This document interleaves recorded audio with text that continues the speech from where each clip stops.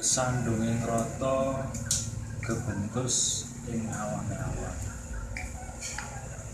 Ana kalane lelakon urip kuwi mau sak temene kanggo mulang lan pasinaon menungsa supayane ngerti lan mangerteni apa sing disebut laku sabar. Jadi digenepke lewat lelakon kon mlaku laku lelakon supaya ngerti lan ngrasake ngresapi sing dijenengke sabar, ikhlas, qanaah. Sepisanan kadangkala digawe nyambut gawe ananging hasile kayane ora cukup kanggo nyukupi kebutuhane. Nomor loro bebasan anak bojo wong tuwa maratuwa sedulur kandung sedulur ipik kaya-kaya dadi mungsuh. Saliyane kuwi kadangkala sesrawunganing jaba karo kanca dadi sulaya, sesrawungan karo tangga dadi brahata. Neng kono lamun sapa sira gelem semeleh semende bakal dunung lan mangerteni maksud lan tujuan kahanan kon mlaku nglakoni kesandung ing rata kebentus ing awang-awang.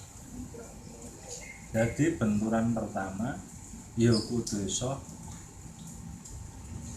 nyinau apa maksude kahanan, apa tujuane kahanan, kudu kepiye. Jadi kuncine supaya iso mangerteni kabeh mau kudu semende lan disendheke. Nek wis apa tenan rasane, kuwat tenan kahanane,